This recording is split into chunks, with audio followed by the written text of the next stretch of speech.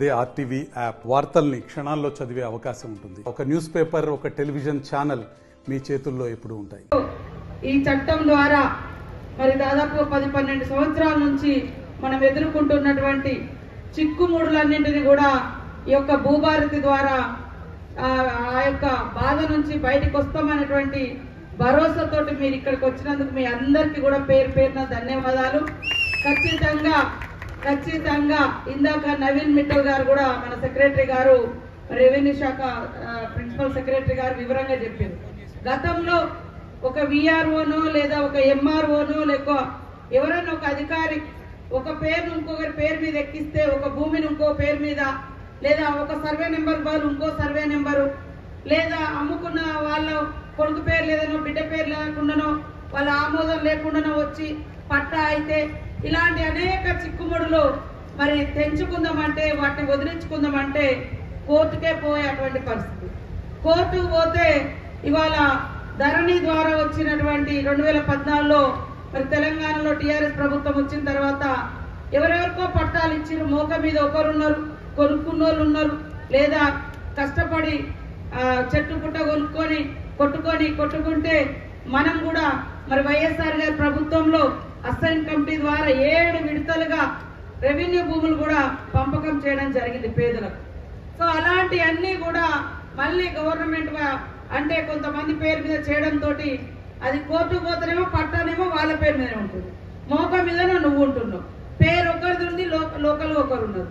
ఇది మార్పించడానికి మనకు అవకాశం లేదు. కోర్టు పోయినా కూడా ఏమంటుంది, ఆయన పేరు మీదనే ఉంది కదా నా కాగితం, నీకేం ఆధారం ఉంది అంటే, నువ్వు కనీసం కాస్తు కాలంలో అయినా ఉండేది. గతంలో మన ప్రభుత్వంలో ఆ రోజు మరి 2014 వరకు మీకు ఒక కాస్తు కాలం ఉండేది.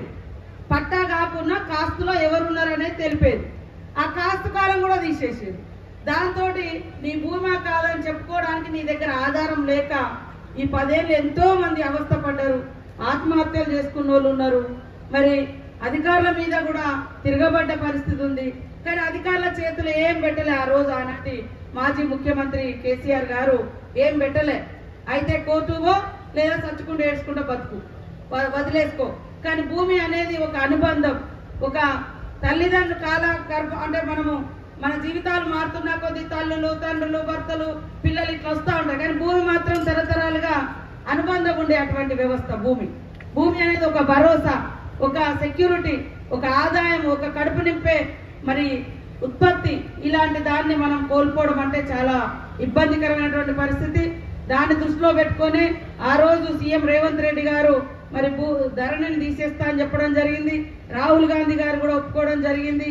ఈ రూట్ లో పాదయాత్ర చేసిన మా ఈనాటి ఇన్ఛార్జ్ మీనాక్షి గారు కూడా పోచంపల్లి నుంచి, భూదాన్ పోచంపల్లి నుంచి ఇక్కడ వార్దా దాకా పాదయాత్ర చేస్తే ఆ యాత్ర మొత్తము ఈ ధరణిలో ఉండేటువంటి సమస్యలే వారికి చెప్పడంతో ఆమె కూడా ఆ రోజు ఒక మాట ఇచ్చారు. అవన్నింటిని కలగలిసి ఈ రోజు మరి పొంగులేటి సీనన్న గారి ఆధ్వర్యంలో వారి శాఖ ద్వారా ఈ యొక్క భూభారతి తీసుకొచ్చి ఈ భారతదేశంలో, ఈ ప్రపంచంలో భూమి అనేది ఒక తల్లి లాంటిది, ఒక తండ్రి లాంటిది, ఒక అసెట్, ఒక ఆస్తి. ఆ ఆస్తిని ఎవరిది వాళ్ళకే దక్కాలనే విధంగా ఈ చట్టం చెప్తా ఉంది. కాబట్టి ఖచ్చితంగా అధికారులందరూ కూడా దయచేసి మిస్యూజ్ చేయకుండా ఈ చట్టాన్ని సక్రమంగా మరి ఒక రోజు కాకుండా 4 రోజులైనా సర్వే చేయండి, వాస్తవాలు తెలుసుకోండి. ఎవరిది వాళ్ళకు చెందే విధంగా, వాళ్ళ కష్టాన్ని ఎవరు దోచుకోకుండా వాళ్ళది వాళ్ళకు చెందే విధంగానే ఈ భూభారతి చట్టం ద్వారా వాళ్ళకు హక్కులు కల్పించాలని ఈ సందర్భంగా కోరుకుంటా ఉన్నాం. మరిన్ని వీడియోస్ కోసం ఛానల్ ని సబ్స్క్రైబ్ చేయండి. లేటెస్ట్ అప్డేట్స్ కోసం వాట్సాప్ ఛానల్ ని ఫాలో చేయండి. అండ్ లింక్ డిస్క్రిప్షన్ లో ఉంది.